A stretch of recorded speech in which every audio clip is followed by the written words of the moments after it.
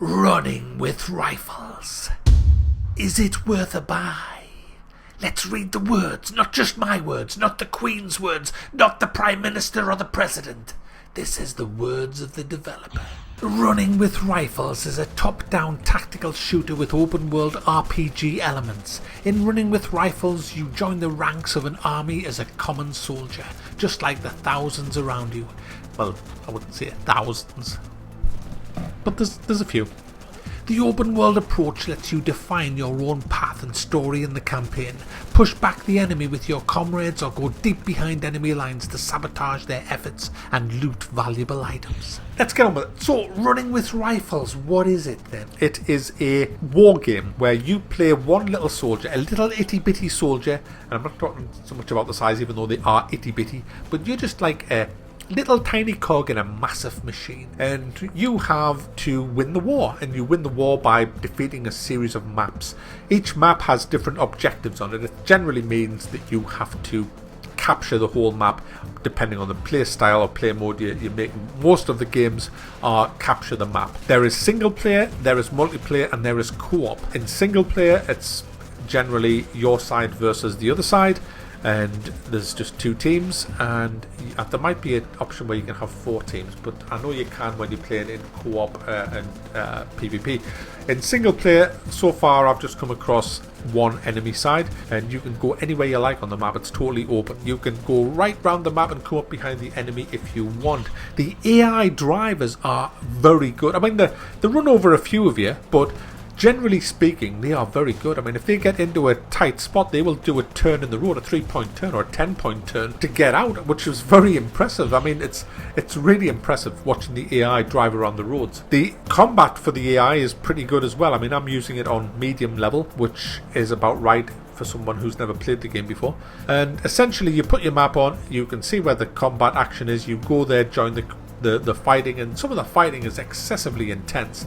I mean, you do feel like you're in a proper war, you know. It's really good fun. You've got a shitload of weapons, pretty much every type of machine gun, pistol, shotguns, sniper rifles, C4, grenades.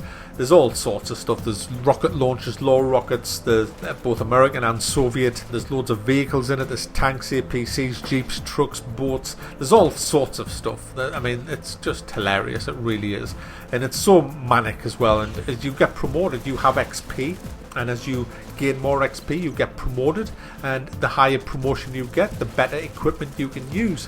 And you can also control other squads of NPCs in single player, and they'll follow you and do what you want. Now, the single player is brilliant. It really is fun. Loads of hours of fun to be had in single player, but this is all about multiplayer because you can play 32 player co-op. That's right.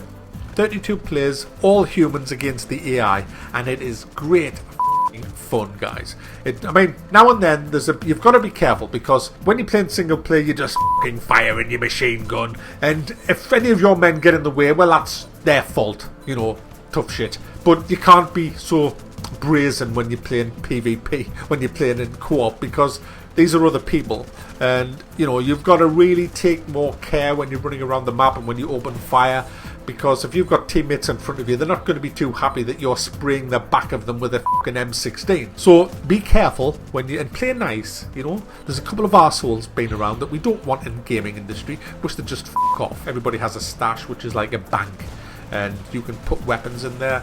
There's also a shop where you can pick weapons up off the battlefield, because whenever you die, you drop all your shit and lose it, and you can sell that, and you get RP, which is the currency, and then you can buy new weapons, new equipment with that. There's med kits, there's Kevlar jackets, and the Kevlar works like every bullet in the game has a 50% chance of killing you when you get shot. So you could die off one shot, or you could take 5 or 6 shots if you're a lucky bastard.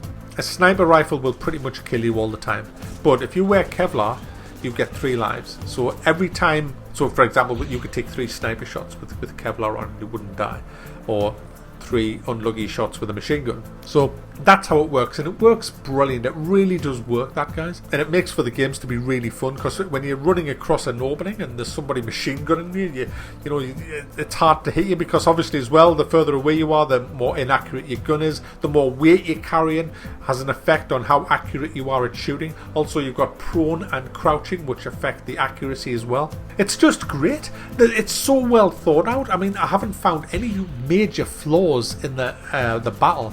I've had a bit of lag playing on the American servers, but there's currently dedicated servers in Australia, America and the UK and Europe. So there's plenty of servers to be had no matter where you live, unless you live in outer Mongolia. You might have a bit of a problem there, like.